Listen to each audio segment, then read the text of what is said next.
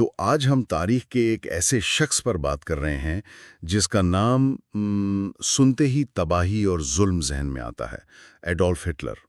ہمارے پاس جو ذرائع ہیں وہ اس کی زندگی، اس کے نظریات، وہ کیسے اقتدار تک پہنچا اور اس کے دور کے جو ہولناک نتائج تھے ان سب کو دیکھتے ہیں۔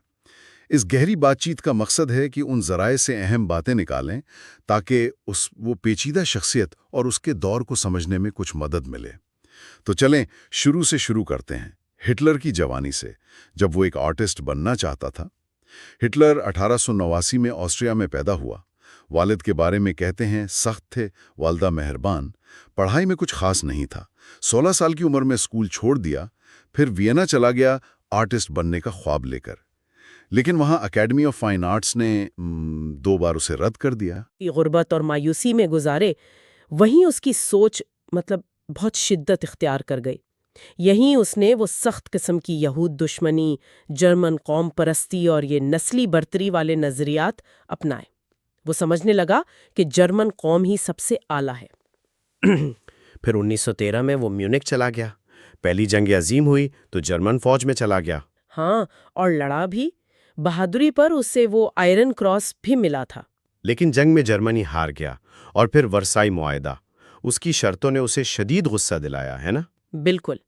ذرائع یہی بتاتے ہیں کہ اس شکست اور معاہدے نے اس کے اندر جیسے بدلے کی آگ جلا دی۔ جنگ کے بعد وہ سیاست میں آ گیا۔ اپنی وہ جوش بھری تقریروں کی وجہ سے جلد ہی نازی پارٹی میں اہم بن گیا، اور اس نے سارا الزام جرمنی کی بدحالی کا یہودیوں کو، کمیونسٹوں کو اور اسی ورسائے معاہدے پر ڈالنا شروع کر دیا۔ 1923 میں اس نے حکومت گرانے کی کوشش بھی کی، وہ بیئر ہال پٹش والی، ناکام رہا اور پکڑا گیا۔ 9 مہینے قید میں رہا۔ اچھا، اور اسی قید کے دوران اس نے وہ مشہور یا کہیں بدنام زمانہ کتاب لکھی، مائن کامف، میری جد و جہد۔ اس میں کیا تھا خاص؟ اس کتاب میں تو اس نے اپنے سارے زہریلے نظریات کھول کر بیان کیے۔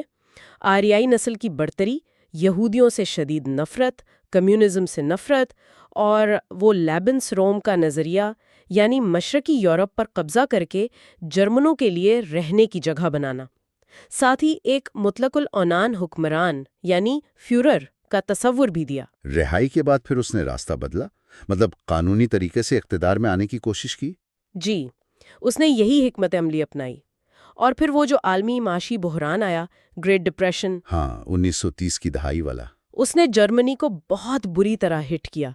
بے روزگاری، مایوسی، نازی پارٹی نے صورتحال کا آپ کہیں خوب فائدہ اٹھایا، لوگوں سے وعدے کیے اور ان کی مقبولیت بڑھتی گئی۔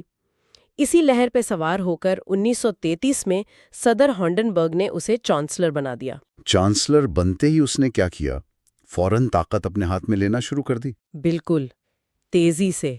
فروری 1933 میں وہ جو رائشٹیگ یعنی پارلیمنٹ کی عمارت میں آگ لگی، اس واقعے کو اس نے بہانہ بنایا، الزام کمیونسٹوں پہ ڈالا اور اسی آڑ میں بنیادی شہری آزادیاں معطل کر دیں، سیاسی مخالفین کو کچلنا شروع کر دیا۔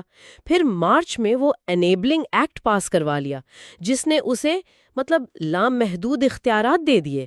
پارلیمنٹ تو بس نام کی رہ گئی۔ اور پھر وہ فیورر بن گیا۔ 1934 میں صدر ہنڈنبرگ کا انتقال ہوا۔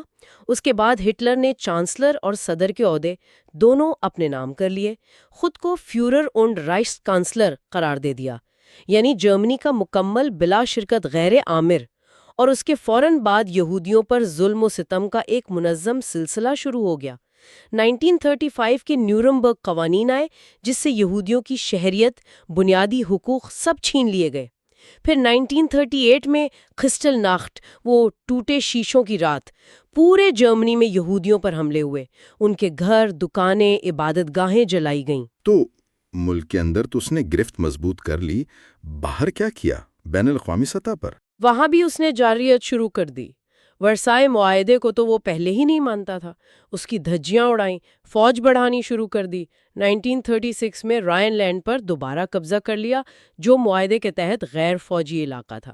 1938 میں آسٹریا کو جرمنی میں شامل کر لیا، پھر چیکوسلواکیہ کے حصے بکھرے کیے۔ اور دنیا دیکھتی رہی۔ شروع میں تو مغربی طاقتیں وہ اسے خوش کرنے کی پالیسی پر چلتی رہیں، جسے اپیزمنٹ کہتے ہیں۔ انہیں لگا شاید یہ یہیں رک جائے گا، لیکن ایسا نہیں ہوا۔ اور پھر آخر کار جنگ شروع ہو گئی۔ 1 ستمبر 1939 ہٹلر نے پولینڈ پر حملہ کر دیا۔ اس کے 2 دن بعد برطانیہ اور فرانس نے جرمنی کے خلاف اعلان جنگ کر دیا اور دوسری جنگ عظیم شروع ہو گئی۔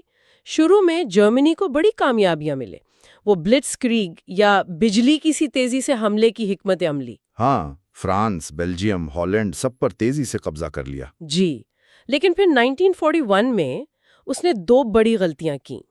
ایک تو سوویت یونین پر حملہ کر دیا اور دوسرا امریکہ کے خلاف اعلان جنگ کر دیا۔